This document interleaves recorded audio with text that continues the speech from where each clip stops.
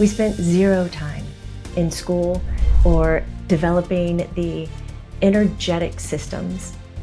We just didn't talk about it. You have a chakra system, you have meridians, you have highways and byways, you have an energetic field, you are an electrical current.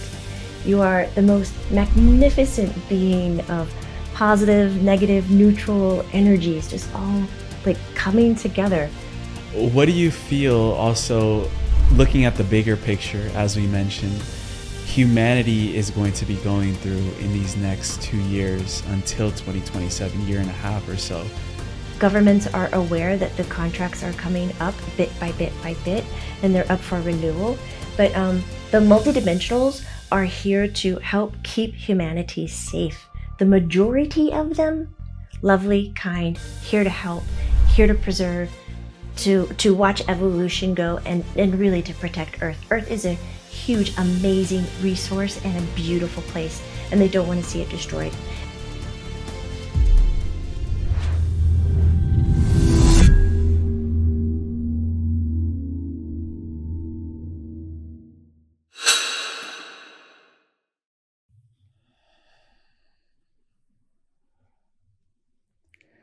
Jamie Butler, welcome on Just Tap In.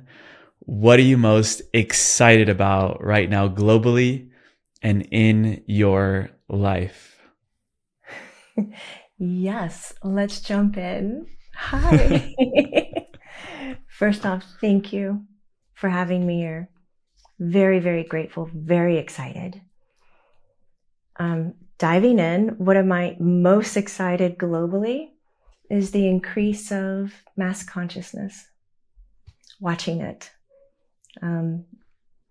In my journey, at my age, I've been able to watch the United States kind of wake up to awareness, spiritual growth, terms like intuitive, psychic. I've watched it move out of the darkness into a fad, into a parlor trick, and coming out of the closet into the open, and being shamed and being held and now being seen, and watching the world kind of tie together.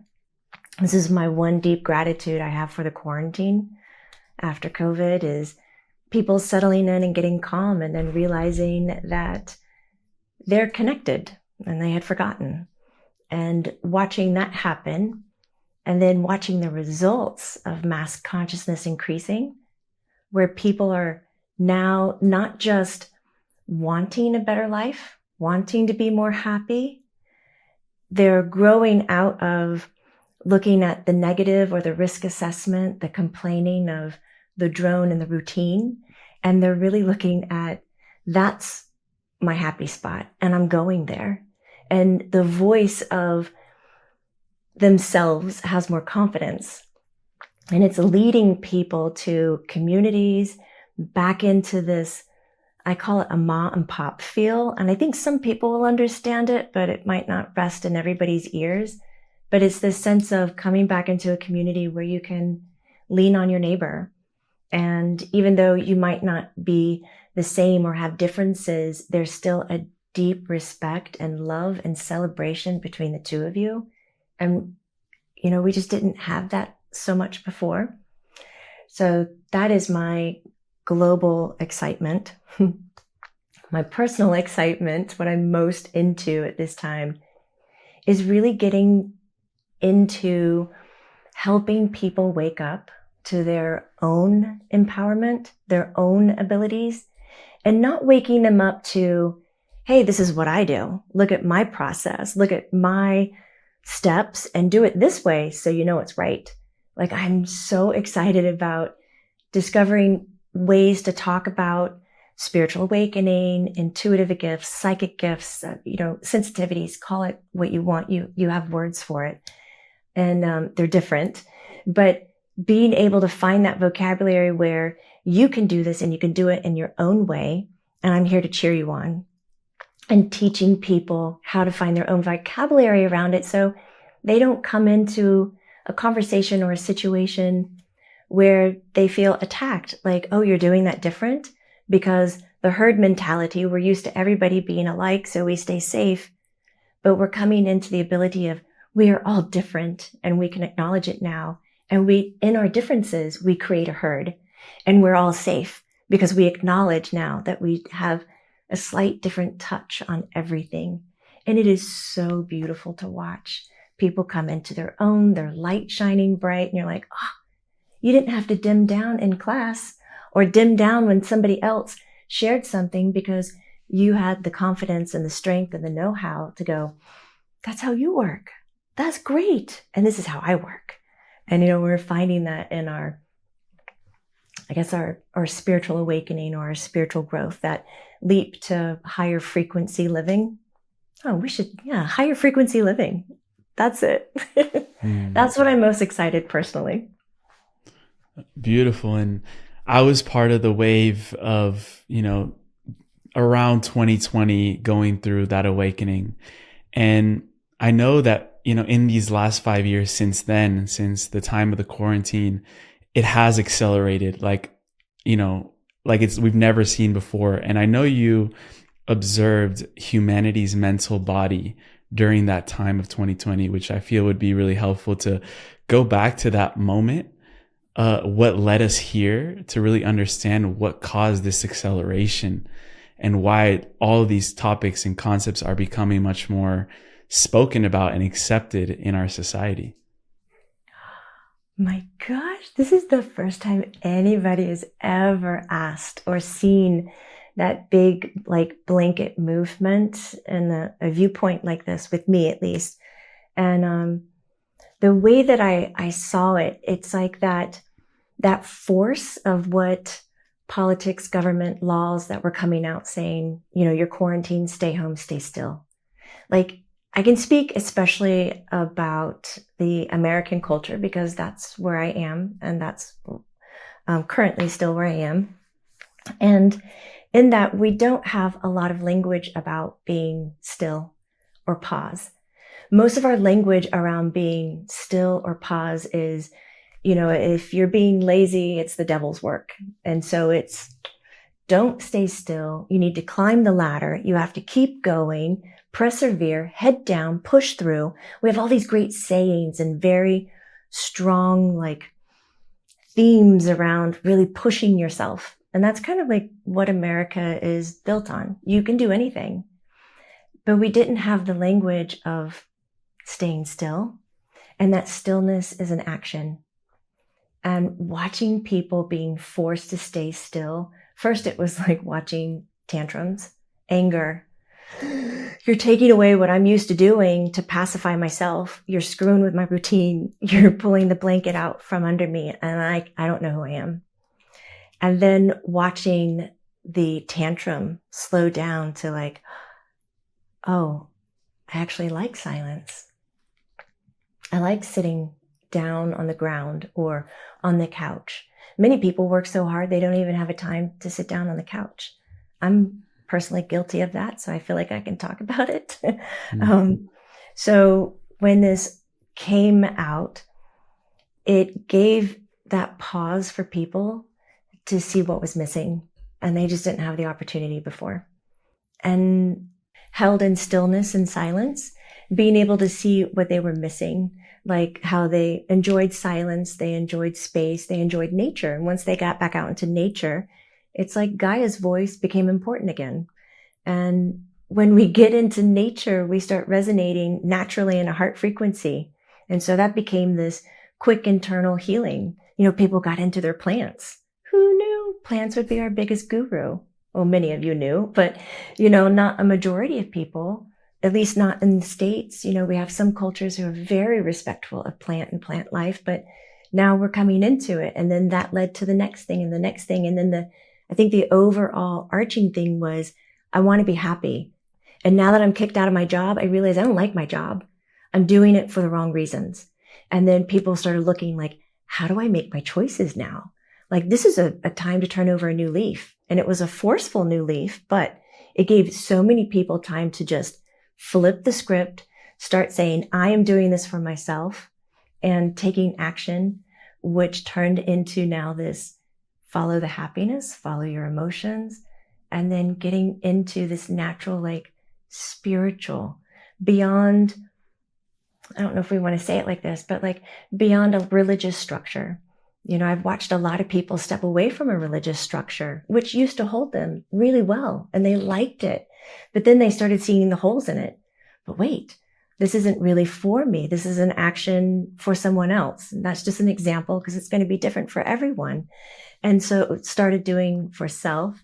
And in that, I remember getting online, I think it was late one night or early one morning, and it was just like processing what we're about to go through. And it was like, you know what? I'm going to be here for you. And we started launching these tiny little classes. There were 30-minute classes for like a few bucks. And just, I think we ended up doing over 100. It was like 150. It was crazy for like within the first, not even a year. It was almost one a day because it was just people were at home. There was curiosity, but maybe I couldn't get to a book or I didn't know where to go. And the language became, let's teach you what feels like a safe space, because maybe you don't remember what that's like because you got roped into go to work, persevere, put your head down. You had feelings about it. Don't address them. Keep going. You have to do this for your family, for the bills, for the retirement, for the whatever. It was never for the self.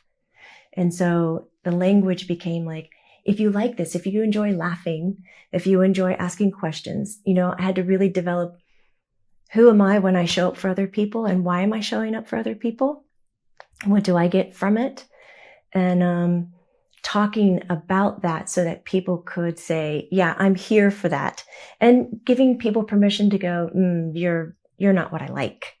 And going, great. Can I help you find someone you do?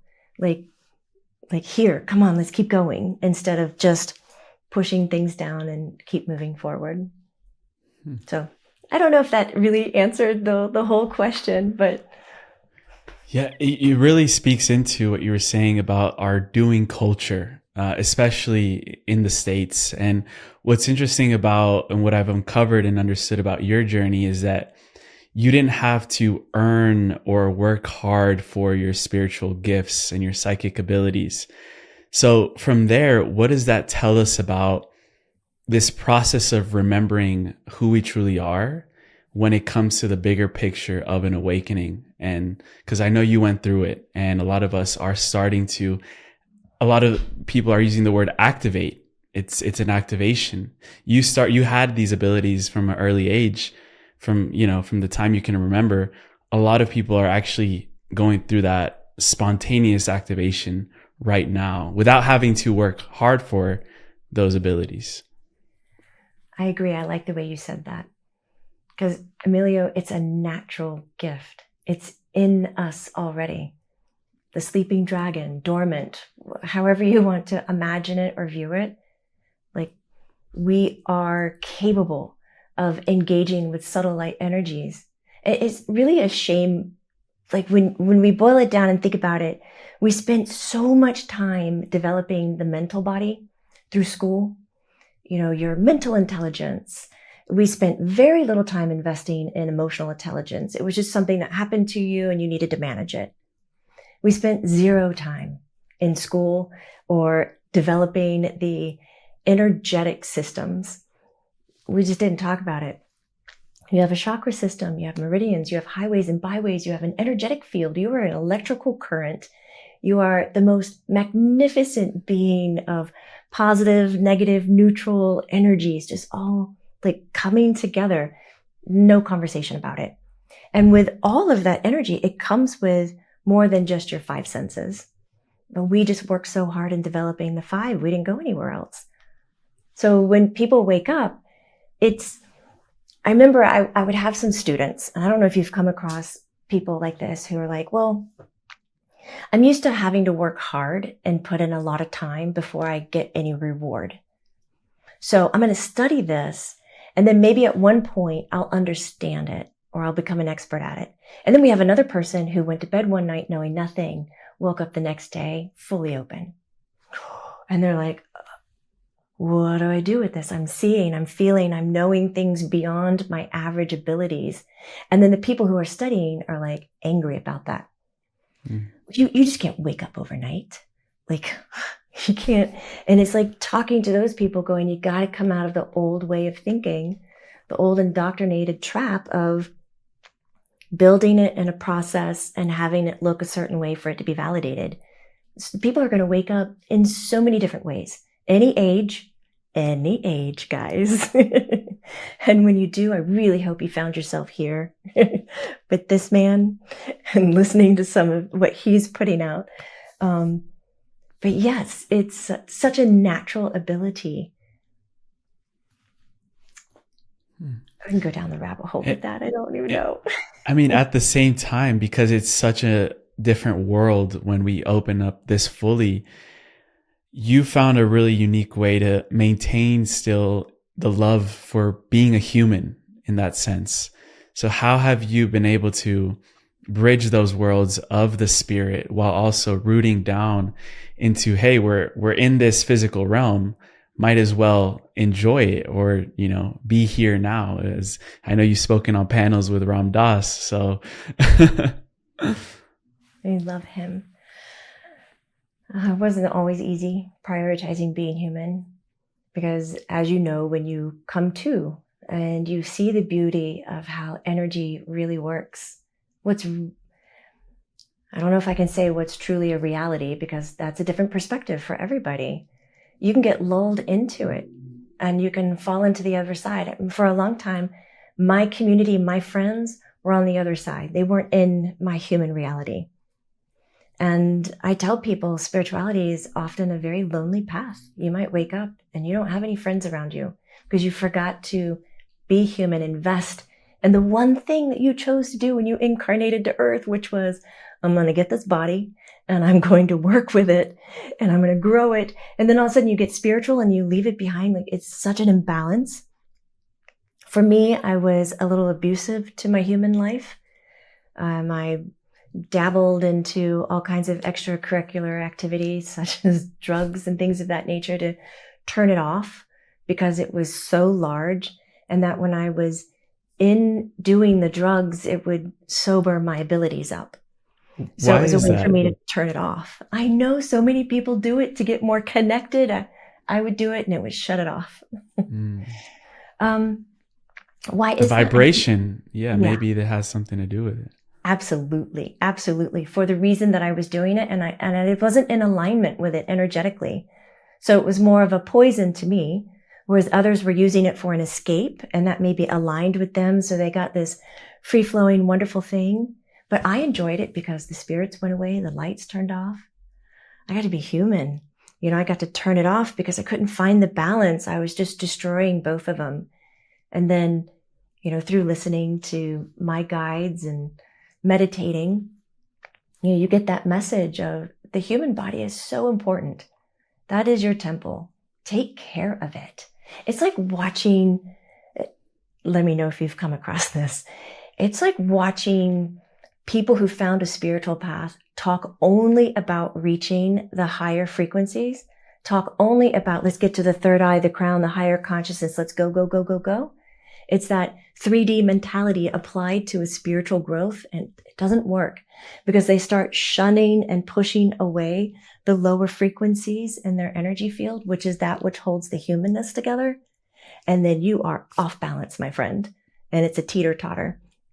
And you get in there and you follow that because maybe you like going high and you want to say, I've reached those levels, therefore I have this title, or this is who I am. But they have no concept how to ground it.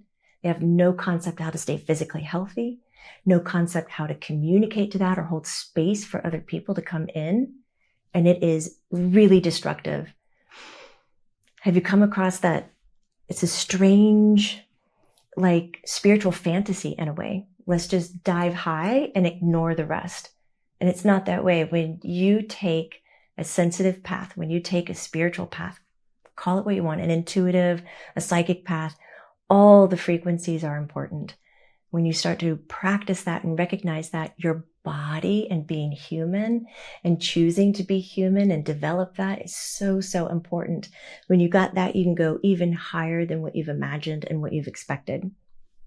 We try not to have expectations, but that comes with a human ticket too. That's something to work on. Yeah.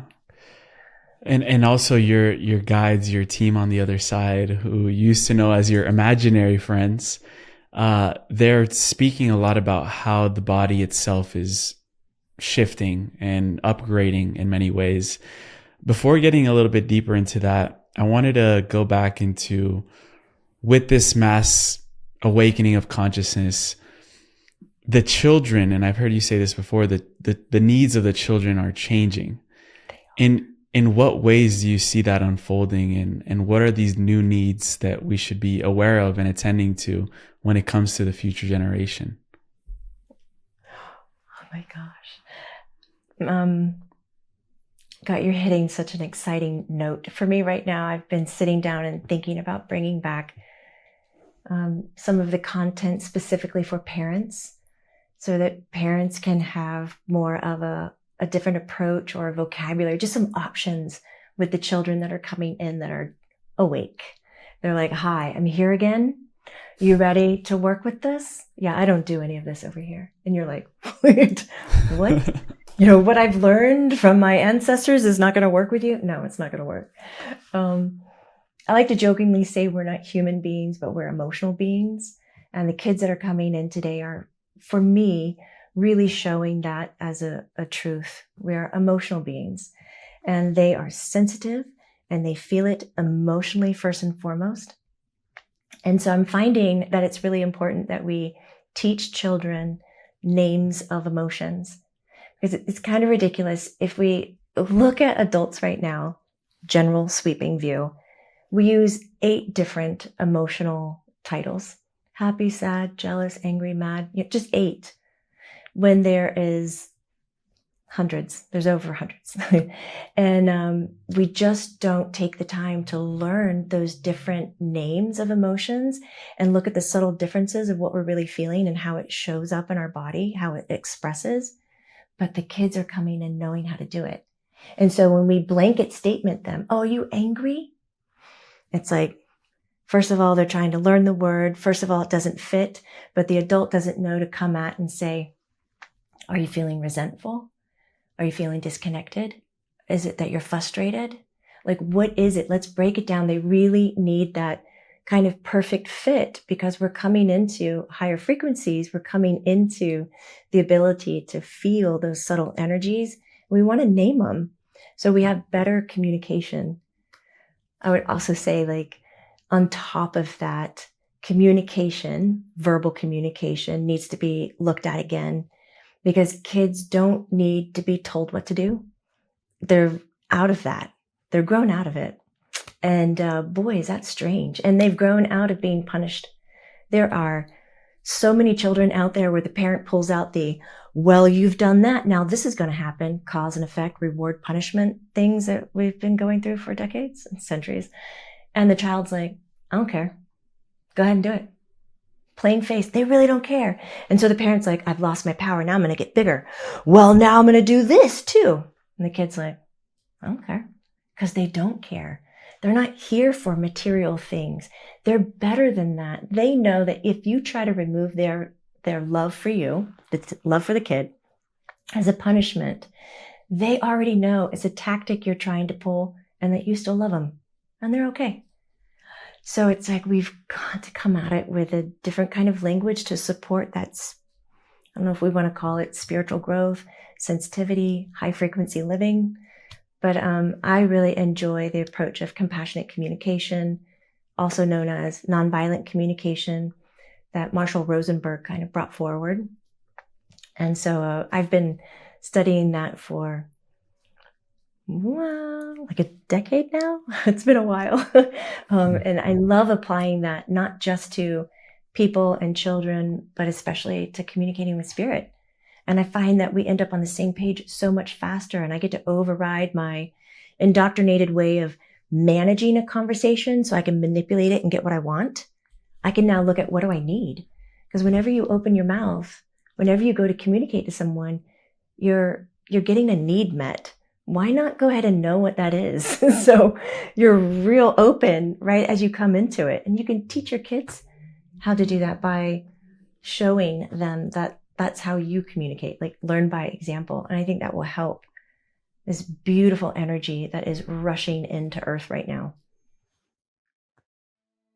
Before today's transmission, I wanted to take a minute to let you in on something that could change your life. If you've been doing the inner work and still feel like you're walking this path alone, you're not the only one. Most spiritual spaces give you endless content to consume, but not a tribe to grow with. That's why we created the Deep Dive, a living spiritual ecosystem designed to help you grow in community, rhythm, and real embodiment. Right now, our members are embarking on a journey exploring a core spiritual and practical teaching through daily activations, live community gatherings guided by me and our facilitators, and also participating in sacred challenges that are designed to help you live your practice and bring it to life.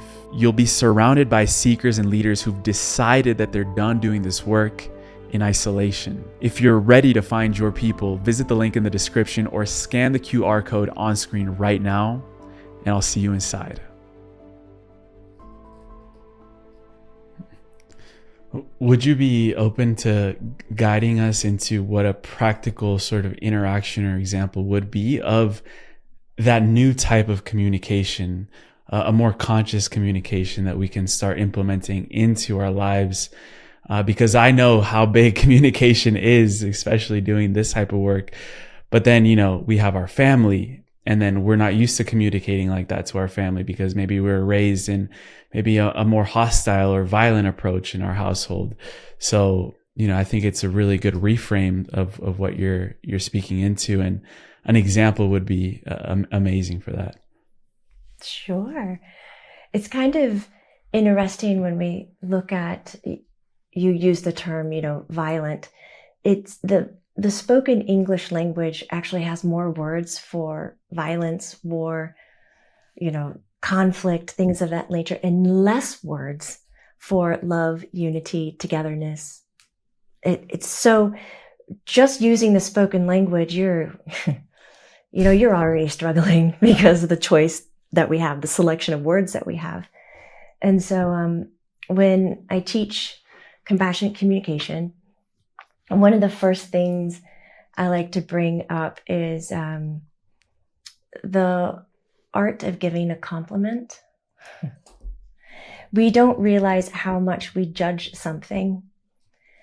And a compliment is a different form of judgment, but we've just been taught, we've been told that when somebody gives you a compliment, it's a good thing. Accept it, be happy.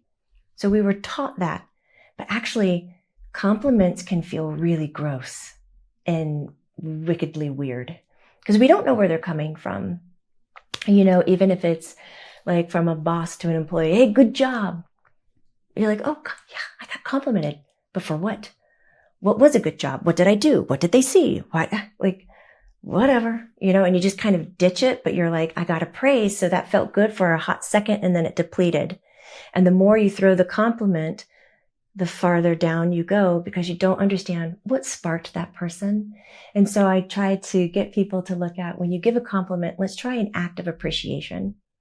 So you come in, you want to go, that's so pretty, or I like what you did, or great shoes. They're just so simple, right? But then you say, okay, what am I looking at? Let me share what I'm looking at. Those brown boots, those brown cowboy boots with the rhinestones on the back. Okay, now we know. The listener is like, oh, you are really talking about my boots. Like, I see what you're looking at. So you name what you're looking at or whatever the action is. And then you state what you found in it, what need was met. And maybe for the boots, it was a need for beauty. Maybe beauty over function. Like, I don't know. But it was beautiful. To me, they are so beautiful. So you name it, what need was met, and then you express what emotion came up in you. What flourished because you had that spark or that observation of something, action or thing. I'm so happy. Or it brings me joy. So now we know that person gets joyful when they see things that they call beauty. And we now know that beauty to them is the brown cowboy boot with the rhinestones on it. And so now the listener has this complete awareness of where the person came from, and they get to bond a little bit. You learned, rather than just throwing out great shoes. Thanks. So that's one way of connecting deeper. But we could talk so much about that. That was just one way of coming at it with compassionate communication. But it's really the underlying thing is expressing what you need and sharing what emotions. So it's being able to listen to an emotion when somebody is talking. And if you don't know what they're needing, then you take a guess.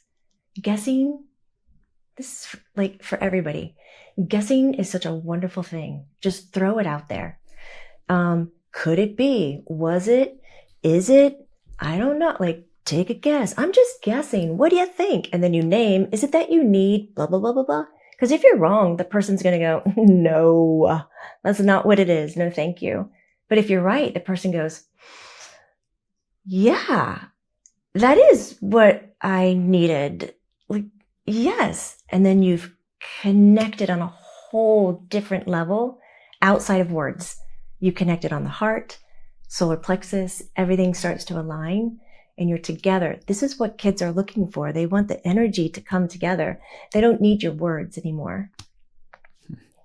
It also invites us to be a lot more intentional when we talk to another person. Instead of taking the shortcut of just saying like the good job, it actually forces you to actually think, what did I see in them? And how can I communicate that? One thing you said there was connecting outside of words. And I'd love to know, because your spirit team is also talking a lot about the evolution of the human involving telepathy. Where does telepathy come into the mix regarding this new style of conscious communication that we're speaking into? Ooh, it comes in everywhere. I bet you're doing this all the time. You don't even recognize it. I think telepathy is a fun word, and it can be interexchanged with intuition. But I feel like telepathy is a little bit outside of intuition these days, because intuition still has it's a little bit of a woo-woo kind of a thing. It's a little bit of a psychic, hippie. I don't want to be seen like that. But telepathy is a little bit more scientific, as it's been measured and looked at. So it's okay to be telepathic. But telepathy shows up in different ways. Claircognizance, it's like when you know something, when you sit in front of someone and you go, ooh, and you just know something, and you don't even doubt it. It just comes in real solid. You do this. I know you do this a lot. I can see it. And it's so wonderfully useful. But we have to be primed and ready to trust the telepathy, to trust the intuition. It's really telepathy to me is the sixth sense. And I like to say this, it's not like it's just an additional sense over here and we have these five and then another one. Sixth sense is taking the traditional five and it's the heightened awareness of those five. That's telepathy. You just know something without the person telling you. You feel it without them touching you. In telepathy, you might see it before they show it to you. But then it's about trusting that it's real for you. And that's when you get into a little bit of a lesson learning, like what's the difference between my imagination and my intuition, because they're so similar. And they actually play in the same space within the head. And to separate that, I like to bring up baseball. Like if you throw a ball, you exert energy. You have it, you created it, and you're throwing it out. You know you threw it, you're aware of it. That's imagination. That's your thought as well. That's your creation. You've released it. You're transmitting the signal in the brain. But when you're receiving something, you catch it. And sometimes when you catch something that's very surprising, you're like, oh, why am I thinking that? Why do I feel that way? I'm so confused. You get a little wonky with it. You're like, what? And then you try to manage it. I don't need to be thinking about that. I need to be thinking about something else. Why is that even there? That's intuition. But we've been taught to step over it because we can't explain the source of where it comes from. And telepathy's like that. Often we can't explain the source, even though it might be coming from an individual where you go, Emilio is telling me this, and I can feel it and see it and sense it in my body. But It can also be coming from the environment, sending signals and messages. And so when you start to manage something that's showing up, I ask that you pause. That beautiful moment of pause. Pause creates momentum. Get still, do what that quarantine taught you how to do. Get still, get into it, and then go, oh, I acknowledge I'm managing this idea or this concept, which is a hint to me that I didn't create it. I'm receiving it. So where do I place this? And is it something that I can begin to trust? And then you can build your skills naturally that way, because that's how telepathy is going to just start coming in. And telepathy fits into everything as we move forward. Just everything. Pause creates momentum. I love it. And imagination that you brought up there, it's so tied and inherent and natural to the frequencies of the child. What we were just talking about, the new children. And what's interesting is that actually one of the members on your spirit team chose to come through as a child, a 9-year-old. Maitland. Yes, Maitland. My pronunciation. I'd love to open up the field and the space as well, to be able to get to know a little bit about your connection with that energy, with that frequency, that entity, that in that being that comes through, and also creating a space to actually open up the field to talk to her for a few moments, if that's all right with you. I know you're wearing your channeling kit, the white, your channeling fit. My channeling fit. I know. When you open the closet here at my office, it's just this array of whiteness. I will now call it my channeling fit. Yeah, I would love to. You know, it's crazy. I met Maitland through my first spiritual teacher, Marguerite Romez. And she's since transitioned, an older Italian woman. She was in her 60s when I first met her. And she had this metal hip. She had the surgery. They put a plate in it. Yeah. And she loved showing us the x-rays of it. It was a big thing, you know. And she could not do crisscross applesauce with her legs. And when Maitland would come into my teacher's body, the first thing that she would do is she would lift that leg and she'd go into crisscross applesauce. And we tried to tell my teacher, we had to take pictures. This is what the spirit's doing. And she's like, that's impossible. My leg doesn't move that way. There's a metal plate. Wow. We're like, well, spirit can move it that way. And she tried to move it that way. And she's like, it won't move. Like, she's bolted. Morphing the matter as well, like making it malleable. Wow. That's where I met Maitland. And then my teacher was like, you can channel too. Let's bring Maitland. And I was like, oh my God. It's not something. So you're going to be doing a handstand in a moment. Is that what I'm going to do? I did do a headstand contest last night. Wow. Yeah. With a 5-year-old, I might add. She won. We were there for 3 minutes and I was like, girl, I'm tired. She was like, how can you do this? Yoga. And she goes, yeah. Yoga. I was like, yeah, get into it, girl. Check it out. Check it out. Okay. Would you like to chat with Maitland? Yeah, I wanted to ask if it's possible, because I also know Grace is a huge part of the team. And if there's a possibility to weave between both of them, because they bring such different energies. It's like almost like opposite, but at the same time, very similar in the wisdom that comes through. So yeah.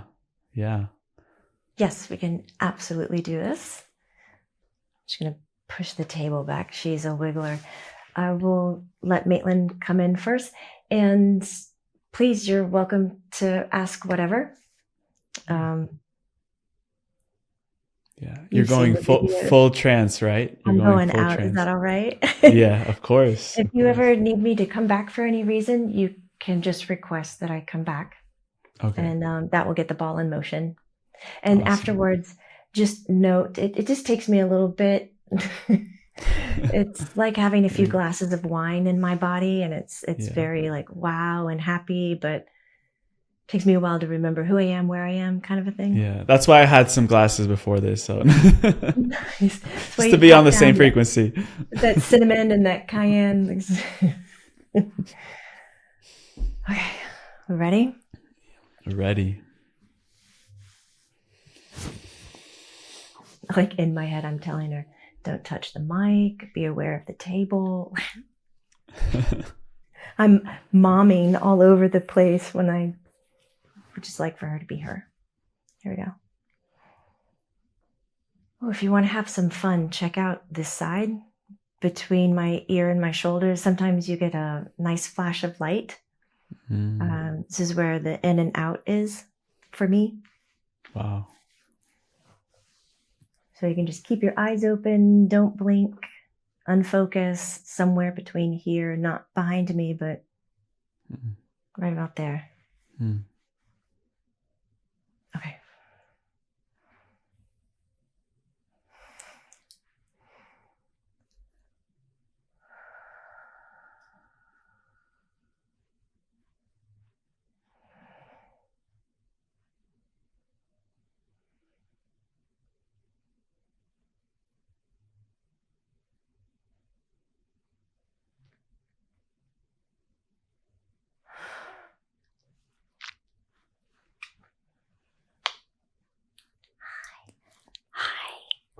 Hi. How are you? Oh, there was a really big yawn. I couldn't stop it. Hi. I'm very good. You're Emilio. Yes. Nice to meet I'm you. Maitland. Nice to meet you, Maitland. It was nice to meet you. I would love to start off asking you, in what ways does the energy of the child, the frequencies of the child, hold the secrets of the universe? In so many ways. That's why I choose to stay a child when I come through, because not many spirits do that. And I think they don't do that because people don't really respect children, because they want them to kind of emulate them. But we don't need to, because we stay in the realm of openness and creativity and vulnerability. And we are more fluid than people, because when you start to become adults in this world, you kind of get more fixed. And then when you realize that you don't like to be that fixed, you work so hard in trying to be more fluid. And that's just like us. It's like when Jamie teaches classes, a lot of the times she'll say, come into a childlike wonderment, pretend like you're 6 years old, like come into this playfulness. Because when you get into that, the frequencies that you embody, it's like having a whole bunch of keys in your energy, and it just unlocks, especially the way that you use your chakras. They start to vibrate in a different way and things become more possible. That's what I mean. It's like they unlock what you think the chakra needs to be doing because that's the way you learned it or that's how you came into it. But when you get into an awe energy, then it gets unlocked, and it's like there's so many other things that it can do. It's like playing a video game and then you find a secret door and you get in there and there's like a million points. You had no idea there are a million points in there, and then you get it and then you can just do anything you want. So we do hold the key to the universe. I love that. And I also wanted to go deeper into your journey, and that is, what role did Archangel Michael play for you? That was my best friend. So when I passed away, so Maitland is my last name of the incarnation I did as a person. It's like the one that's most prominent for me. Because time isn't linear. Time is happening all at once. But I use Maitland because Maitland passed away when she was 6. And then when I came into the other side, I had all the knowledge still of the childlike wonderment and awe. And when I came to the other side, I was like, I want to be an angel, which is kind of silly, but very cute. Because it's silly because I've already incarnated to Earth. So I'm not going to be an angel, because angels actually don't incarnate to Earth. They might come into a body every now and then, but they don't do a full incarnation on Earth. And so it was cute of me to ask it that way. And then Archangel Michael became my you can say like a mentor energy. And we went all through how to help people without disturbing their contracts or agreements. So there's a really fine line about what spirit can really give to you and what they need to hold back, because there are things that you need to learn on your own, which makes it stronger. It makes that energy root deep into the body and into the earth where you are. Because if I just gave it to you, it wouldn't be as valuable. So I had to learn the difference there, because I wanted to help people become more aware of where they are and where they came from, and to find happiness in life. And once I passed that and I could start helping people, I thought that I would get my own wings and stuff, and I didn't get any of it. I didn't get a wing. I didn't get a feather. I didn't even get like a sticker or like a pin. It was just kind of disappointing, but I started helping a lot of people, and I helped like thousands and thousands and thousands of people on earth. And I love it. I love my energy. I love what I do. And I've decided that when I have an opportunity to speak to people who are embodied in the physical form, that I will stay a childlike form, even though my intelligence is not limited to my childlike form. Mm. What was the biggest, as a mentor, Archangel Michael, what was the biggest teaching that he imparted on you to be able to help all these thousands of people? Oh, there's not just one. That's a silly question. Like, what one thing? It was everything. It was, okay, so I remember one of the first things that I learned is that you have to watch a person's energy field. You can't just listen to what they say, because what they say is processed, right? Like, processed food is not organic, and words that come out of a person is processed. But if you look at their energy, that's the organic response. And so I would have to learn how to watch people organically shift their energies and be able to tell where they are, especially if I've put them to a point where they've had too much. Then I know I have to pull back, because sometimes people don't know how to say they've had too much. Like people who have been abused, they don't know how to say no. They're just like, I'm going to take it. And people who are in certain cultures just want to what's it called when you eat so much and you don't stop? Being full. No. Gluttony. Gluttony. Yeah. Gotcha. Where you eat, you have gluttony? Anyways, you eat so much, it's like a greed. And so if you're giving the energy, they'll just take it. But then there's not the value attached to it. And so I would have to, Michael taught me how to watch a person's energies to see when they stop giving what you're saying value, because then that's when you need to be quiet. Mm. Where would you say my energy is right now? Well, there's a few things that I see right away, but what I like is that you move through the world very anchored and very aware of the entire picture, where most people move through the world just with their own environment, not with the bigger picture. When I say bigger picture, you consider the earth, the universe, the atmosphere, and all the people who are attached to the earth. So when you get more sensitive, because you are going to continue to grow and grow and grow. You don't have a cap or a limit on this life, whereas some people like to put a cap and a limit on their life, like in a contract or an agreement. I'm sorry, am I talking too fast? No, not at all. I heard someone say I was talking too fast. Okay. So some people put caps on their growth, and they use it as excuses. But you haven't done this in this lifetime. It is completely removed. In fact, a lot of who you are started to take form in 2016. And it's going to continue to go, because in 2027, why can't I just say 2 years from now?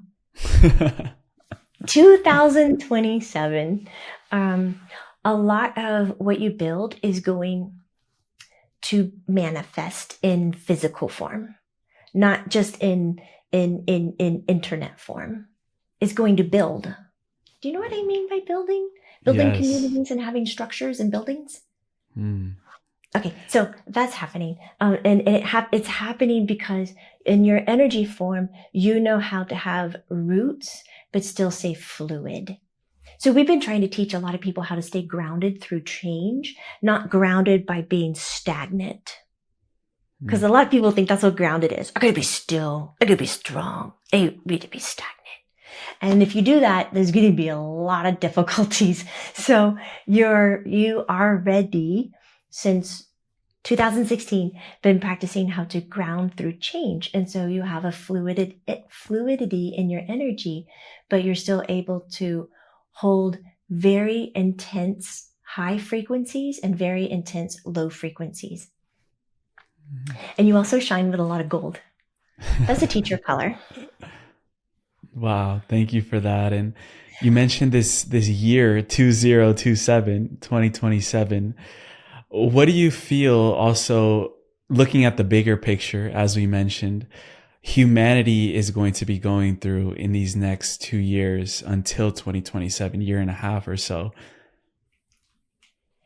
Do you know when the gold rush happened and people had those screens with sifters, and they'd put the mud in there and then they'd sift and sift and sift until the gold nuggets came to the top? Yes, I actually did that on a school field trip when I lived in California. Okay, that's what's happening. And it starts now.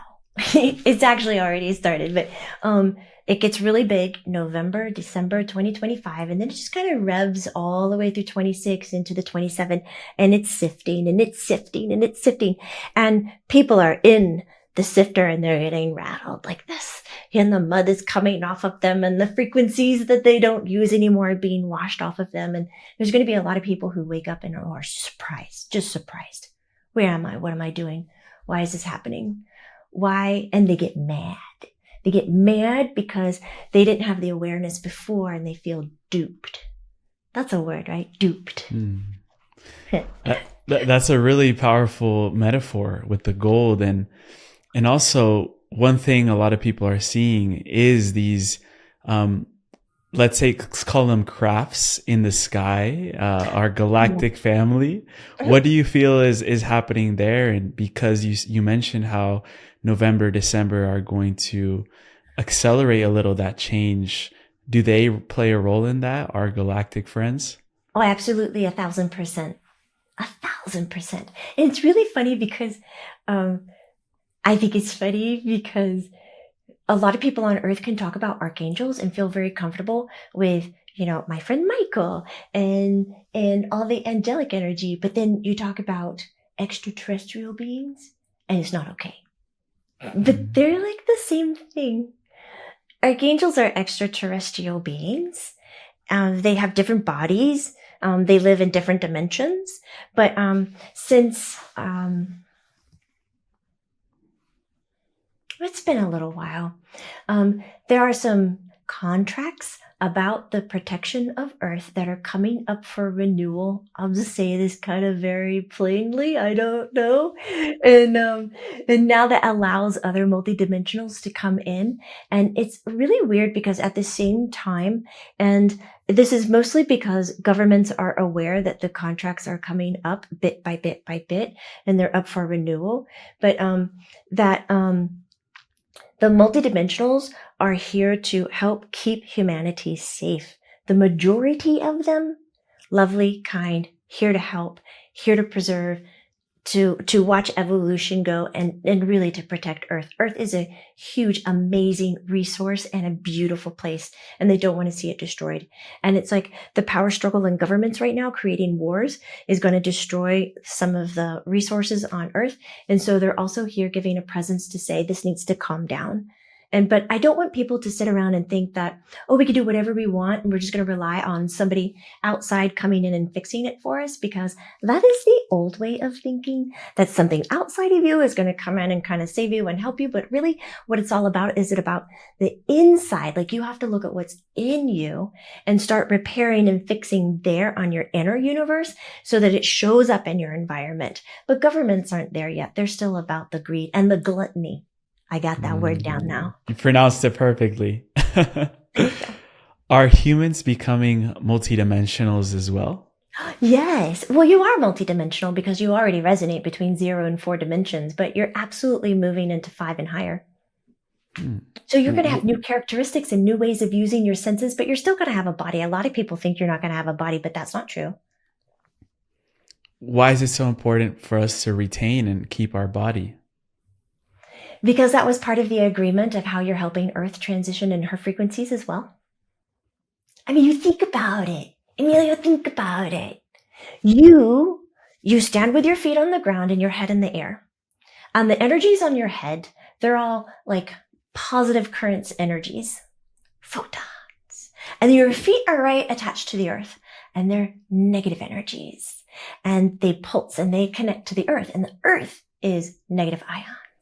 And so here you are, this channel that runs in the center of you, totally open. It's like a straw. It's full of neutrality. And it's the most wonderful thing. It's what keeps you healthy. Many people don't think about it, but it is. It's the balance of the three. And then it's like every human being is this lightning pole to keep the balance between the atmosphere and the Earth, between the above and below. You are the thread of the above and below. But people just forgot that that is their contribution to the whole like ecosystem of the Earth. And they think that they're in charge and they're doing everything and they're like making the work. And Earth is increasing her heart rate, increasing her energies and her dimensional planes too.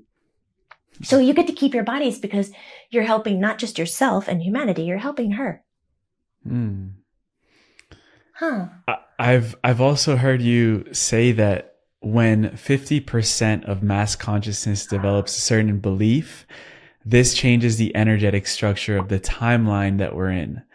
So looking at timelines, because I know we've been speaking about dates and years, what timeline are we currently on due to the mass belief that we are operating from? And how are certain beliefs shifting in the years to come? We don't really have names for all the timelines. It's like we don't have names for the timelines because when you start to name something, you label it, and that label has a certain frequency that can influence that timeline. So it's like a knowing. Can you like imagine it's a placement of a timeline? It's like a location, not a name. Yeah. Does that make sense how it's organized?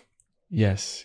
Okay. So we have all these timelines. The one that we're currently talking in, you, me, everybody listening, the one that we're currently in still has around certain belief systems the majority of fear.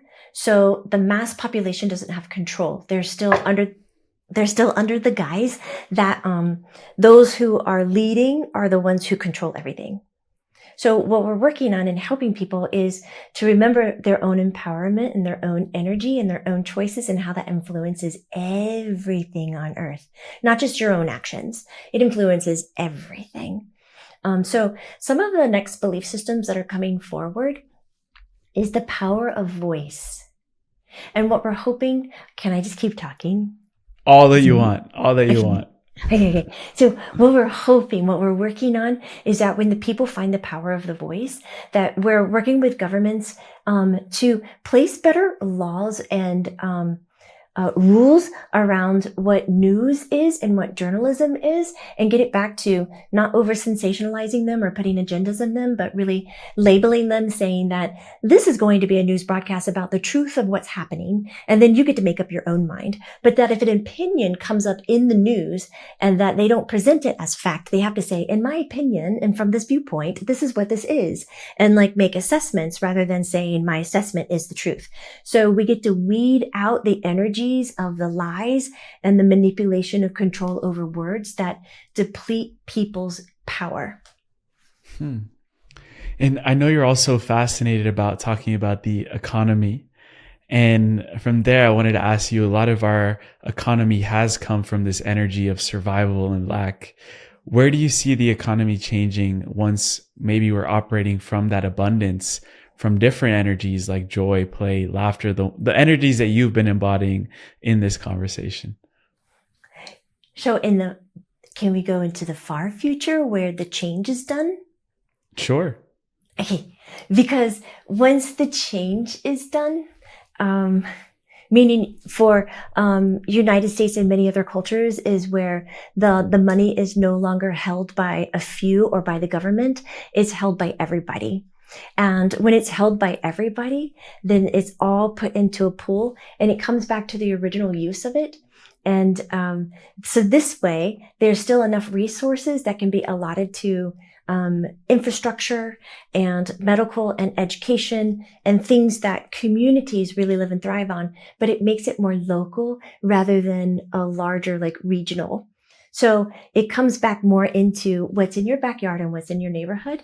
And so when we get past that growth part, and then you're able to use not only time, talent, or treasures.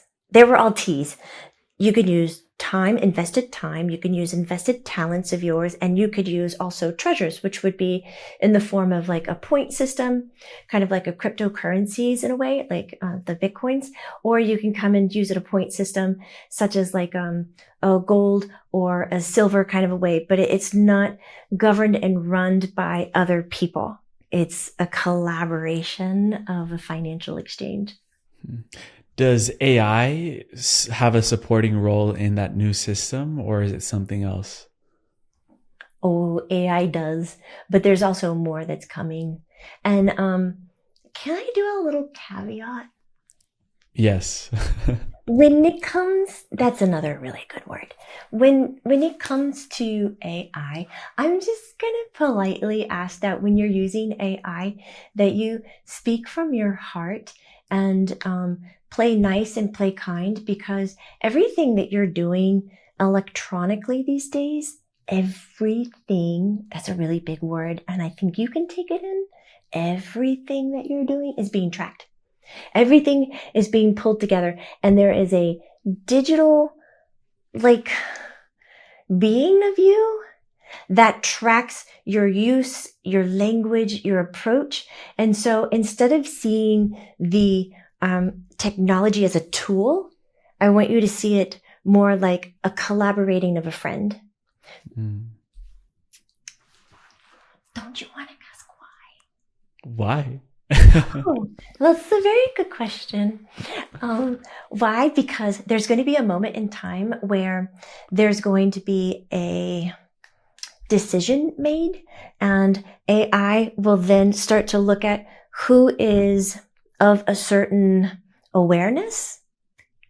Does that make sense? A certain level of energy and status, and who is not. And I don't like that there's a judgment like that coming up, because it doesn't really feel good. But there are still people in the world that are running the world, and they are really loving judging things, right and wrong, yes and no, good and bad. And so AI is going to be slightly programmed to kind of weed and look.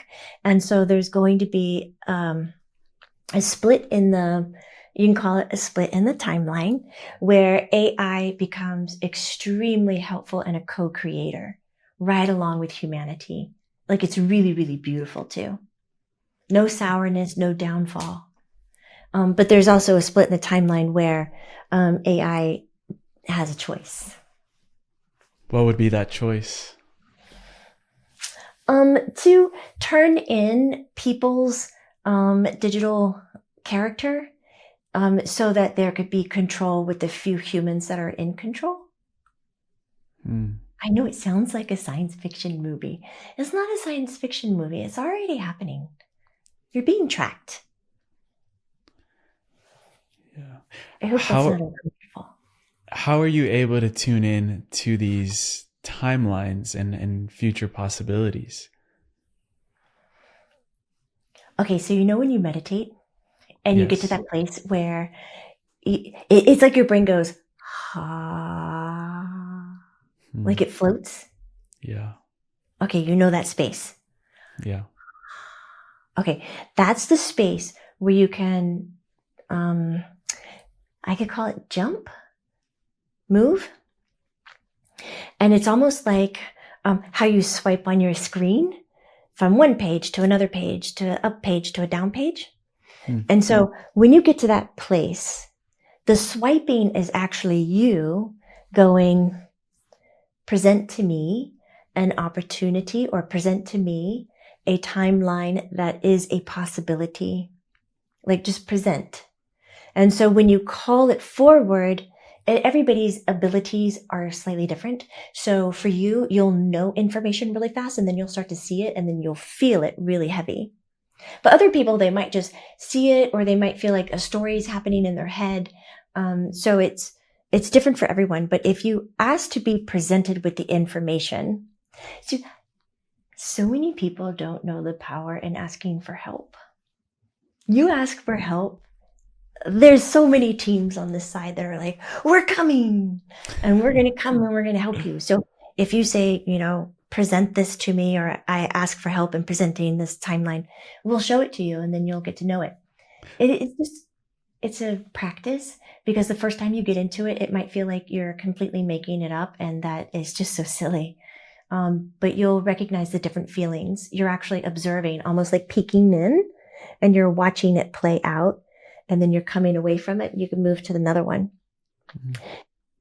Do you know how timelines come together? How? When they're in harmony, just like mass consciousness. When mass consciousness gets together on one belief and more than 50% of it have it, then it's like it grows, it blooms.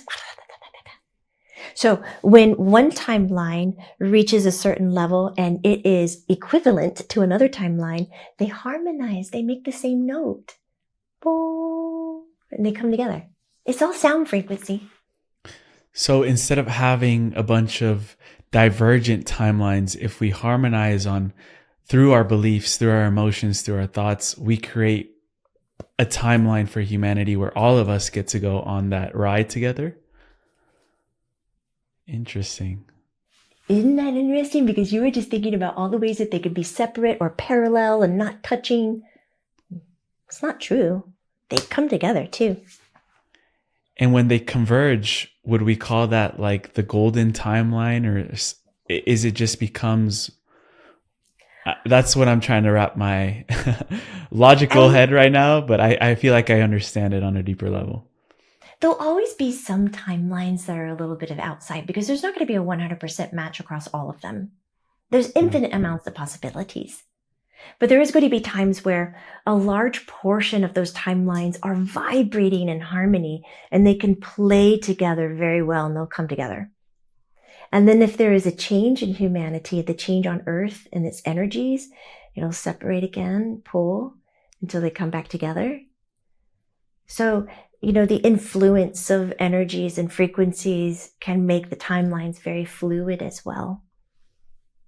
But I wouldn't name it anything. I wouldn't call it like a golden or this, because then we get stuck right back into the labeling of. Right. It's more of just this kind of knowing. Like when you leave your body, not that I'm saying that you need to do that or do it anytime soon, but when you leave, your ability to communicate is way beyond words. It's just like this deep knowing of information, and you don't have to speak and you don't have to have words on it. And it's absolutely clear, concise information and knowledge, and there's no miscommunication in it. But humans don't have that ability yet. So I understand why you're asking about labels and things of that nature, because it's really how you operate right now. You said yet, though. Are we moving into how soon do you foresee that new communication coming in? Well, it's already, it's eking in right now. A little bit. That's like your aha moments. It's like you get it. And then when you go to talk about it, you're like, blah, blah, blah, blah, and it doesn't make sense, but you're like, you knew it all and you felt it and you know it was real. And then you just can't talk about it. Okay, that's the beginning of it coming in. But when we get closer to the 2027, 2028, there's going to be a lot more of it, where the telepathy is going to be helping you, because when you present information to one another, it just won't be in linear spoken time. You'll be able to step out of time frames to communicate, and you can do so with the quality of really deep connection and emotion, as well as visuals and showing how it worked. So there's no miscommunication. Wow. How are we going to evolve the way we do podcasts then, Maitland? I'm interested, because it involves a lot of the time I'm putting into this work. Well, there's still going to be many, many people who need to hear in linear time frame to be able to get where you are. So you're still going to maintain the work, but then you'll also have added work on top of it, where you can collect people through a meditation at the same time frame, where you can gather in an energetic state and you can share information. What happens when we gather to meditate at the same time? Well, you'll have to pick a location. It's all about getting to a location. It's not really about saying what it is. And when you all show up at the same location and you get into like it's complete vulnerability, complete openness, zero agenda, no manipulation. And it's like you get there and then you're all there and then you can share information. So it's almost like trading cards. What are those funny cards with the little creatures on them? The Pokemons.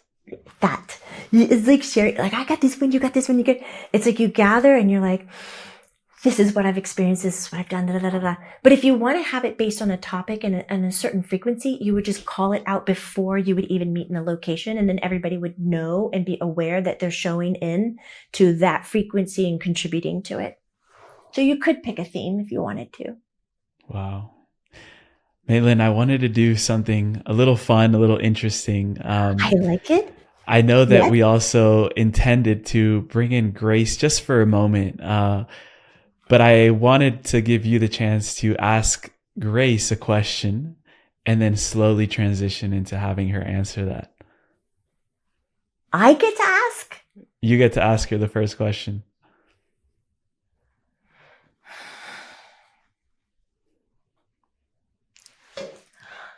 Grace does something that I don't, and that's helping people when they incarnate into their bodies. I help people who are already incarnated to remember where they came from. So I would like to ask Grace if I'm going to use some human words. Yeah. I want to know from Grace if there's ever a time that you assisted somebody in life where it was difficult for you to hold that person's purpose. Like if you found it challenging. Wow. That's a big question.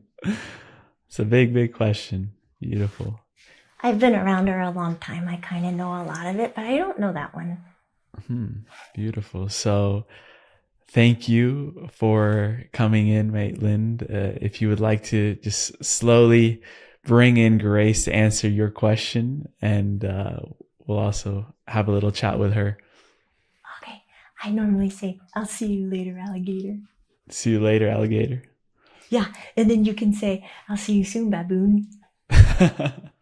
See you soon, baboon. I have a whole bunch of them. I like goodbyes that rhyme with animals. And for you, hasta mañana, iguana. I will see you tomorrow. Hasta mañana. Bye-bye. Bye.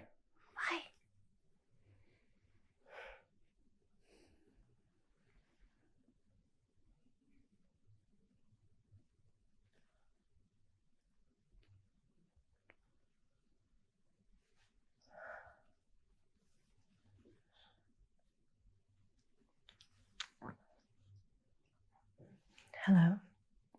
Hello, Grace. How are you? Needing a moment. Taking a deep breath. Yeah. Take your Maitland time. has a way of using everything in the body.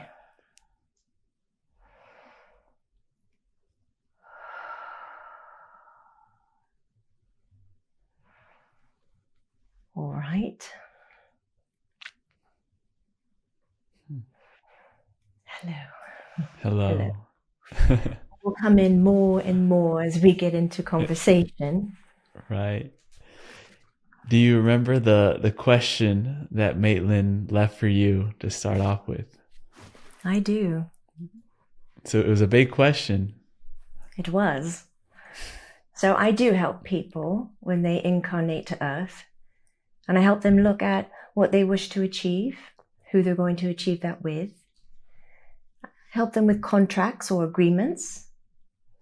And I would say there has been more than one time that I've had really strong feelings around contracts and agreements that were being made.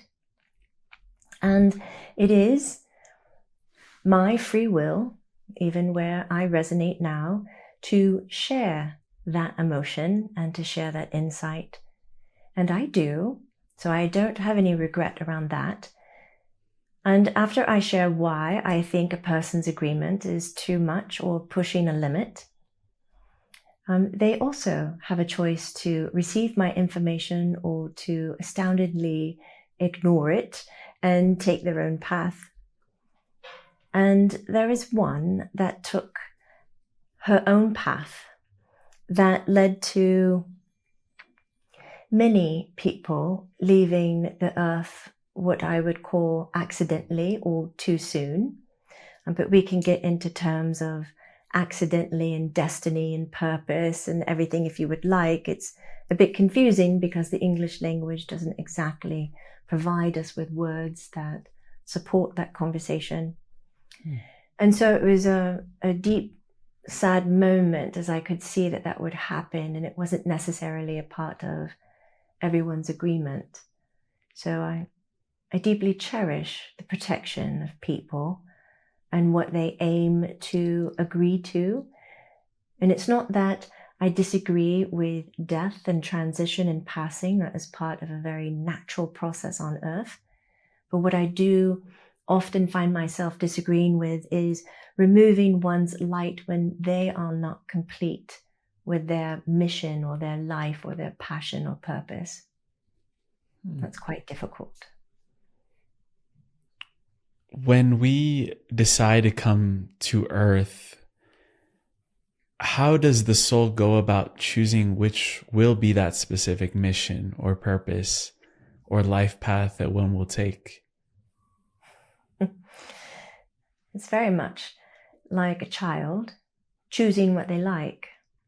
So when you're fully on this side, you're speaking through consciousness that's filtered through your experiences and filtered through this body.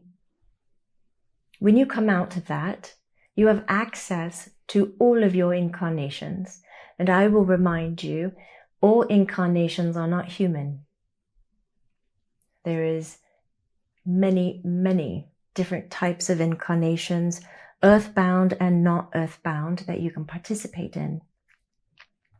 So with that bulk knowledge, you can handle it with great ease, whether this is 30 times incarnation or 30,000 incarnations. People are all over. Souls are all over. And there's no measurement of old soul, new soul. This really makes me giggle a little bit. Really, it's not, if you have 30,000 lives, you're an old soul. That's not necessarily the measurements. It doesn't math out. You can come in 3 times and be quite an old soul. It's really the level of openness and awareness that you come in with, the connection that you come in with, that I think fits your definition of old soul. So you have all of that knowledge from all of your incarnations. And then at that moment, you might say, I really enjoyed that. Or I'd like to do this again, or finish that. Or I like to test my resilience.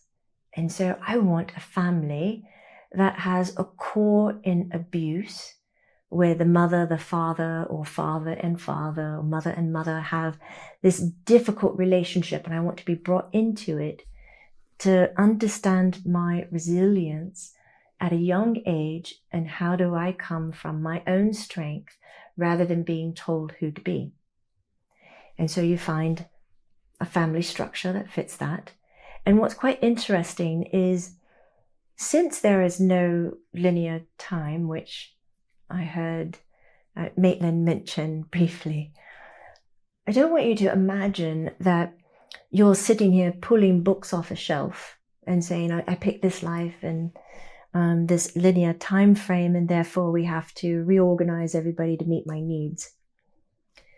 Time is twisted in and of itself.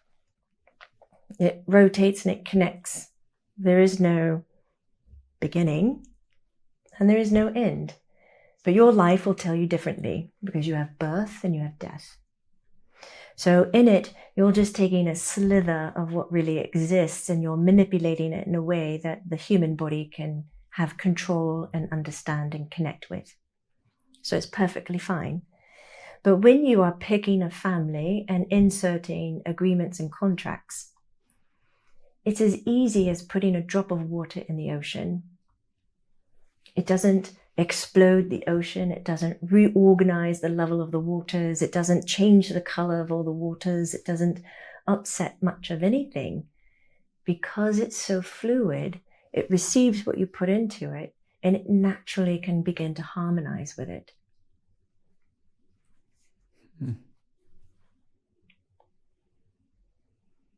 Have I answered your question?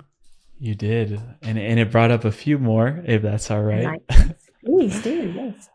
There are certain souls that have incarnated that have created mass, I guess, ripples into humanity's timeline. And yes. I'm really curious to understand, and some for good, some for maybe other things like causations of world wars and things of this nature. But then there's also been souls that have created beautiful innovations and evolutions for our species. What determines when a soul decides to create such a big legacy around its life, and what is the responsibility that comes with that? Huge responsibilities. So, my dear love, let's first look at when you mentioned a slight acknowledgement to good and bad. So creating wars, I think a lot of listeners would agree that's very uncomfortable. That's not something we like. And we could name a few people who've come in to really take over and create a lot of destruction, a lot of pain, a lot of suffering, and a lot of death. We can name many. And then we can name many who've come in to lift humanity, to help, to serve. Okay, so those are the extreme expressions of the frequencies that you're living within. Now, those extremes, from our side, we do not view them as good nor bad. That might be difficult to want to hear, because I think people find comfort in judgment, knowing what's right and wrong so that they can live their lives within certain levels of integrity. But that's not everything that exists is absolute perfection. Perfection. And if we want to talk about good, we'll talk about good as being favorable. Now, something favorable comes from any extreme of energy, good or bad. Bad can give birth to favorable. All right, so let's talk about those people who choose those extremes to really shape how life is happening on Earth. Those lives have to have a bandwidth of energy that is quite stable, even if in their human existence they show to be unstable. Whether that's mentally, emotionally, physically compromised, energetically, they need to be able to hold all of the energies that they are going to engage with. So let's just singularity say there is one person who started a war and 20,000 people transitioned from that one war. That one person has to be strong enough to engage and agree to a contract with every single person who is transitioned, and then every single family member of that person who's transitioned, and every single family member or community member around that family. So now we have one entity who is in a contract with hundreds and hundreds of thousands. So it's not everybody that's ready to take that on. Most people, most light that incarnates to Earth at this time is seeking to bring in joy, bliss, love, a simpler kind of love. They're not coming in looking for fame, acknowledgement, destruction. The ones coming in now are looking to hold communities. They're ready to work and give hard work to receive that love. It's going to be quite spectacular, especially, I would say, watching our, I'll say 21 and younger right now. I would say where you are, 22 and above, you're becoming the leaders. And it's very important that you learn your language and you learn how to stay quiet and when to speak. Because the 21 and younger, they're ready to work and not work in a way that you're thinking. For many of the ears out there, is not work for someone else. Send the resumes. They're really ready to work for a greater cause, and it's refreshing. Wow. One thing I would love to understand on a deeper level is the contracts, because potentially this show and other shows like this have potentially contracts with those that engage in the content, engage in the conversations and the transmissions. For this show in particular, are you able to tune into the contract that all of us here that are listening, which could potentially be many people, have with each other, and maybe something or a mission that we're here to co-create together? Yes, your web runs deep, and it is a wonderfully complex web, because when you made this agreement to give yourself to the public eye and to give your vulnerability to the public eye, and not just vulnerability as what some might see as a weakness, it's a vulnerability of strength, of honesty. You do not present yourself for what you are not. But the world at that time was not ready to see you. So the web couldn't be clean, clear, and precise. It had to be multi-layered to get around the structures, to get around the rules, around expectations, and to start breaking it down. You will notice throughout your career, past and coming near future, that you are, it might feel like it's, I think how I'd like to say this is, people who view you will say you single-handedly did something, like single-handedly taught a community to deconstruct and to relearn their purpose of being human. But when you look at it, you wouldn't say single-handedly at all. You would say community, you would say many hands had a play at it. But for many people to see success in movement, they have to look at one thing at a time, so they can track the movement and the success. They can't look at a group of things and then figure out who contributed and what happened. It's too much stimulus. So you are strong enough and ready energetically to receive the eyes and to receive that slight misunderstanding that they give you the praise and you the crown, because you're well aware how to take it and to translate it out into the community. You'll do this through action, words, imagery, so forth and so on. But your purpose in your contracts is to unravel. Notice I didn't say destroy. We have other people out there who are destroying very well.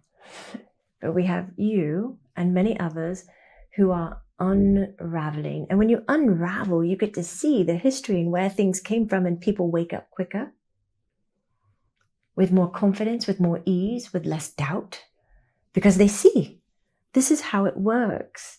And then they have more excitement about engaging in it. And soon enough, it'll be time for you. And I know you didn't ask for all of this information, but soon enough, it'll be time for you to provide physical spaces for people to be in. Wow, that brought up some emotion in me and stirred just a lot of I guess excitement, remembering, and just reverence to this journey and the bigger picture. So thank you for that. One of the last things that I wanted to ask you, Grace, was, apart from being on this podcast, you also have a huge job in helping and the souls that are incarnating, especially now in this current marker of time, 2025 and beyond that, what do you see as a theme of these souls that are deciding to come in and support, help, maybe deconstruct or unravel certain things for humanity, so that we could have a more, what was the word you used? Favorable future. Yes, favorable future, ease, flow, fluidity. So I will share that more souls coming to Earth in this timeline at this moment are what many of you call galactic friends, galactic family, starseeds. They are from other dimensional planes, and they are wishing to come to Earth for many reasons. I'll list a few because it's quite enlightening. But for many reasons, one of them is to help Earth transition into the next dimensional plane. A lot of that terminology is around new Earth, new frequencies. The second is they're coming into Earth to help those humans that will be above them to shift their frequencies. And so they're going to do so through relationships and conversations and what careers they decide to invest their energy and their time into. And I'm quite excited. There's many of them showing up on Earth right now that are architects. And they're going to redo what Earth looks like so that it's more thriving than sustainable, more works with Earth's weather. It's more in harmony with what Earth is doing and what people are needing. Thirdly, there are more star seeds coming to Earth because they want the experience of being a part of, you might want to call it a revolution, part of an awakening, part of a movement, a struggle, right? Movement and change comes with being uncomfortable as well. And they want to experience this so they have the knowledge, the first-hand knowledge to take home back to where they come from, because the majority of them, and this is true, a majority of them, not all, live in quite peaceful, beautiful, harmonizing communities, and they don't understand anymore what conflict is. And so to experience it, they relinquish where they're coming from to be here, to have it so that they can bring it back. And it's also like a reminder of this is where we came from and we don't want to come back to it. And so we learn from others so that we maintain. So those are I would pick the three main causes. And these souls that you're saying are coming more from galactic, maybe locations and places, will they incarnate knowing this about themselves? Yes. That's a very important question. It's interesting, isn't it? The child, as the child learns its language, will speak about it. But they will also be developing their humanness. So environmental influences will either encourage them to remember or encourage them to forget. But they will come in knowing where they came from. Some will remember their names, their purpose. Majority of them will always know why they are here, what the purpose is. A great sense of being. I don't think there's really a word for it. A great sense of knowing who they are. And what challenges you foresee them facing around learning how to be human in that sense? Their parents. Many of them will go into places that have more conflict than ease, because that's part of the work. So it will be immediate family, friends, and environment. And then I would say a longing to be home. So many times from where we are, we watch those look at the sky, longing to be back home. But you came here for a purpose. So we help you feel comfortable. We help you get back to your cause, your purpose. But I understand the deep sadness of not belonging. And it's something that many will have to walk through. Yeah, I can almost sense that I could be here for the rest of the night continuing this questioning, but also I want to honor Jamie's time, and I just wanted to thank you for making this space available for us, this communication.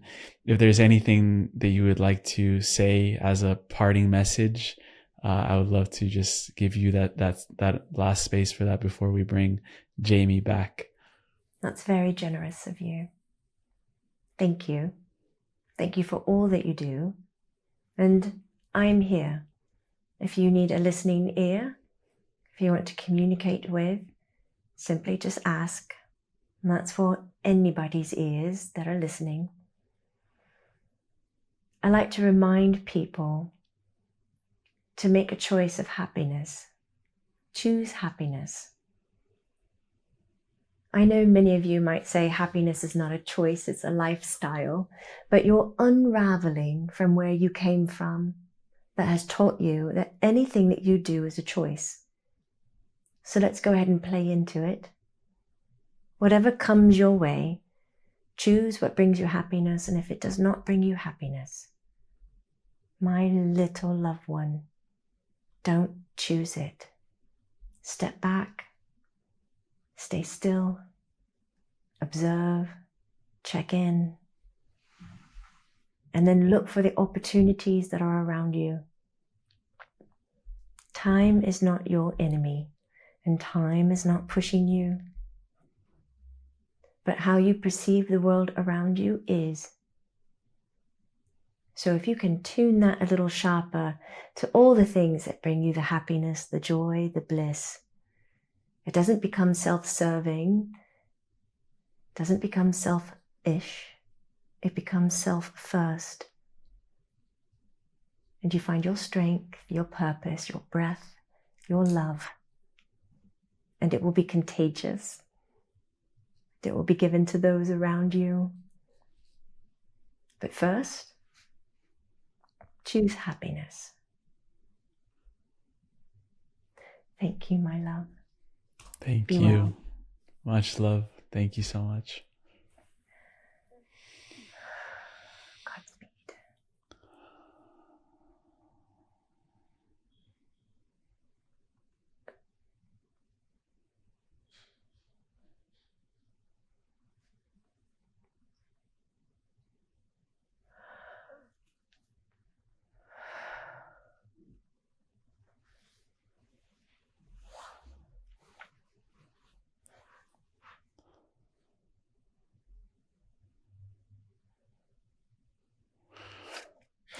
And here we are. And we're back. That was a journey. That was a journey. It was a journey. That felt like a ceremony. That felt like a ceremony. I don't know. Probably like 5 glasses of wine, I imagine, for you. How are you feeling? I feel a little drunk. And my eyes felt like they were all crusted closed. I was like, how much time passed? I have no idea. I feel good. Wow. That was one of the most profound sessions that I've ever been a part of. And I just wanted to speak into that because I feel like that was so much in there. Yeah. Thank you. I'm kind of speechless as well. So Wow. And now I'm yeah. very intrigued. I keep glancing at Colleen off screen, like, we're okay. Yeah, we're okay. We're okay. What? Maitland and Grace were amazing. Oh, okay, good. I'm sweating. Me I'm too. Me too. Like my body's set in a sauna. That was a lot of energy. I mean, I feel like both of them together, it's like such a complementary energy, because we were able to go so deep, but then like Maitland's energy was able to keep it light and playful and fun and laughter, and then just like the calmness of like, and just the presence of Grace just grounded all of that in. So I feel like, yeah, you got yourself a team, Jamie. Why, thank you. That's so awesome. Interesting. So amazing. Do you, I know you're fully in trance, but is there anything that you can pull back from what we talked about that kind of felt resonant to you or big for you? Oh my God, I'm such a blank. Good thing this is recorded. No, thank God. You'll clip out my crazy eyes as I go, what? So much has resonated. Do your listeners know how you set up our podcast, or your podcast, before we come into this? No, I don't really.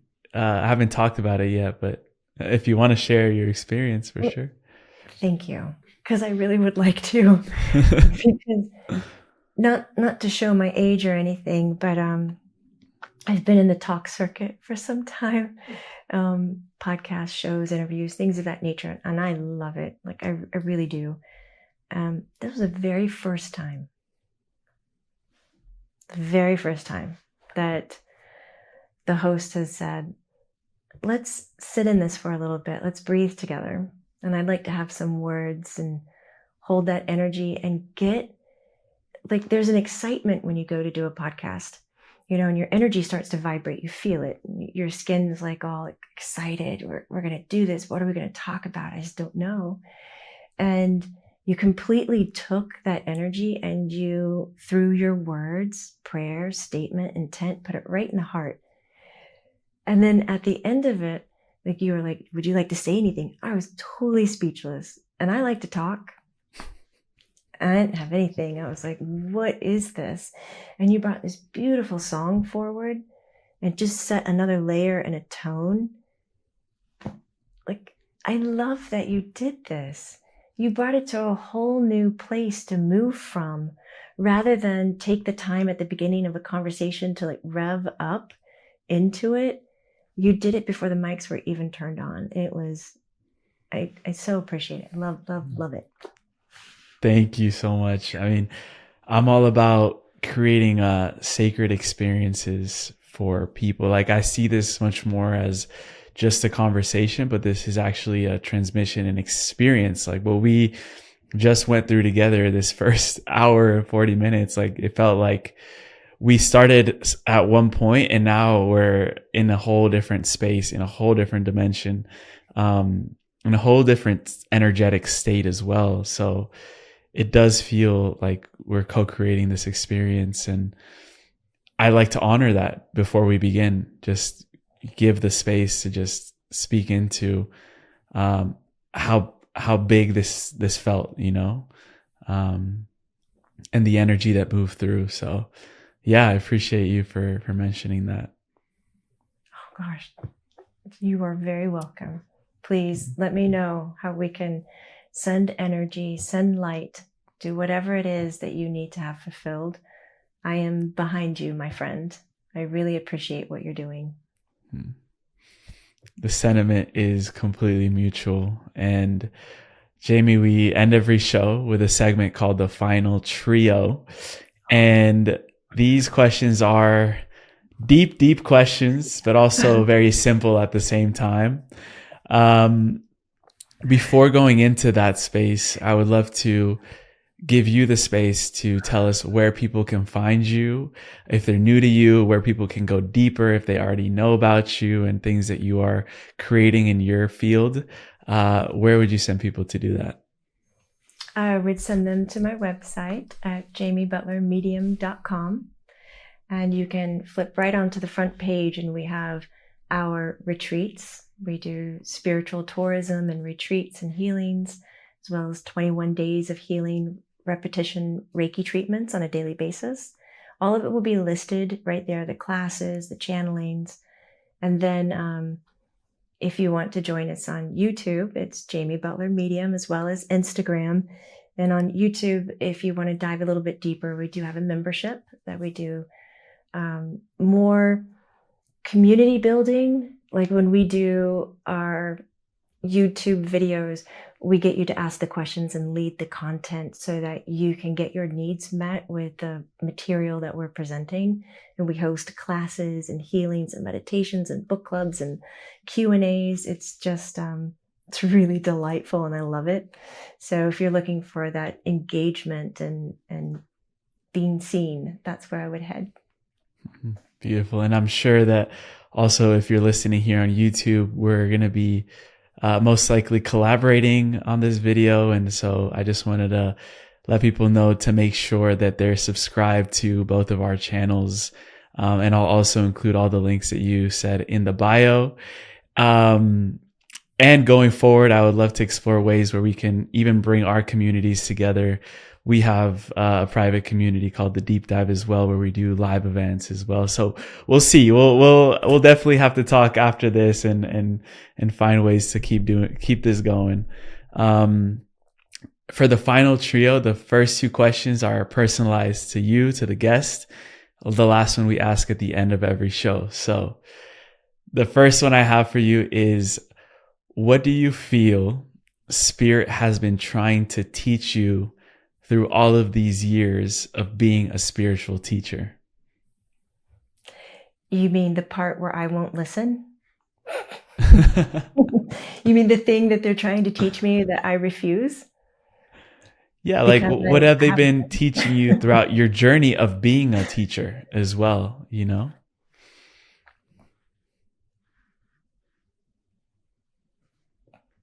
Why do emotions hit so hard sometimes? Are you a Cancer like me? Big waves. Cancer No. sign? No. Aquarius? Aquarius.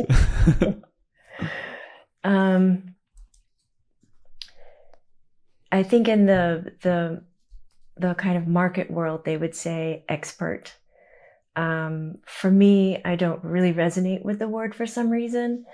But I guess you could say worthy or knowledgeable to teach the material, because I still feel like I'm a student, no matter which way I twist it. Teacher to me had that, like you know it.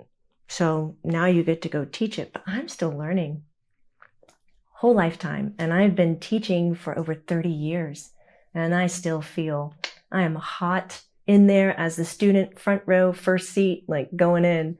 So sometimes I don't take the compliment or take the title of teacher, and I shrink from it because I still feel like I'm student. That's what they've been on me lately.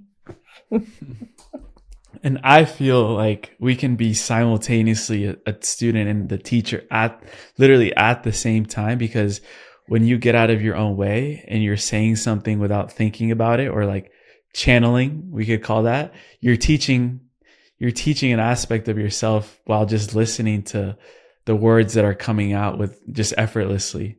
And that's happened to me a few times, not a lot, but I'm getting there. So I feel a lot of resonance with that as well, because I feel like I'm 90% student still, but there's also a lot of me that wants to share and teach. Second question I have for you: what do you still find beautiful about being human, even after seeing from the Spirit's perspective beyond the veil? Oh my goodness. I love this. Okay. There's two things I can't pick. So the first one is I love looking at nature. looking up at a tree with the sun behind it, it lights me up, and I don't know what it is. And it's great. My dad's a tree farmer. I grew up on a nursery, so involved in plants heavily. Planted many trees throughout my lifetime.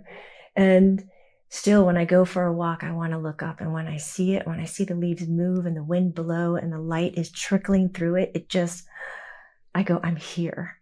I made it. And then I would say a close second is the taste of food. Favorite food? Favorite food? Favorite? Oh, I don't know. I kind of like pizza a lot. Ice cream.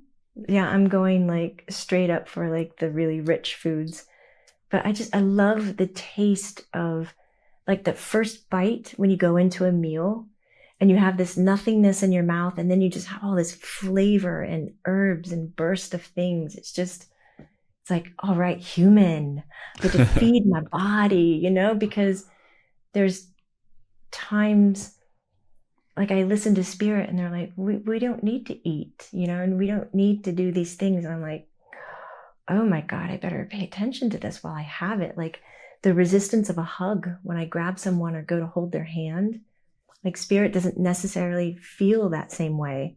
So I'll linger a little bit more in a hug and pay attention to it a little bit more. So those are the things I love about being human. Yeah. That's presence. That's being here and experiencing it all. Because there's probably a lot of souls on the other side lined up to get the same experiences, but we got the golden ticket. So this last question I have for you is called the time capsule question, and it's all around legacy. It's all around, one of my favorite words is legacy. And it requires us to travel out a little bit into the future, around 15 to 20 years down the line. And I chose out those time frames because I believe that's going to be a time in history when the young generations of today, think of your children, think of your grandchildren, they're going to be stepping into leadership positions around the world. And just like any great leader that we've had in the past that has created favorable timelines for humanity, they've had the help of amazing mentors, access to tools, knowledge, and wisdom. And you were given the opportunity to leave something behind for them in the form of a time capsule. And when they were ready to step up as the true leaders that they are, they get to open this time capsule and find whatever you decided to leave for them. This could be something physical. This could be something non-physical as well. It could just be a straight up like burst of love, whatever, a frequency and energy. It could be a book. It could be a pizza. It could be literally anything that your imagination is thinking of right now. But knowing that whatever you leave behind is going to be exactly what the next generation of leaders will not need, but actually guide them into their journey to come with the new earth that we're all here co-creating and building together. What would you leave behind? I would probably stuff a bunch of really basic, super fun toys like a hula hoop, stilts, those glasses that have the fuzzy eyebrows and the big nose and the mustache on them, a whoopee cushion. Think old school, like the little buzzer in the hand where you go, zzz. And I would leave a little note that says, don't forget to play.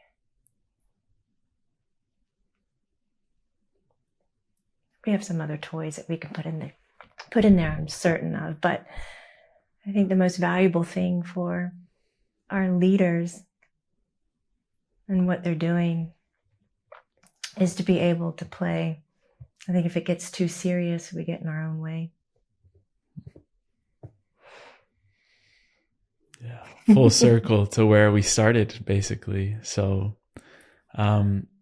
Jamie, thank you so much for the incredible space that you hold, the incredible wisdom that flows through you, for being able to get out of your own way to bring through such existential, expansive, and powerful topics to humanity. It is just my honor to be holding this conversation, being able to share it with all the people that are here today. I am sure that this is not the last time that we're going to be meeting. So thank you again. And I look forward to many, many more collaborations, yes, co-creations, whatever it is that we imagine and decide to do. So thank you again. Thank you so, so much. Much love.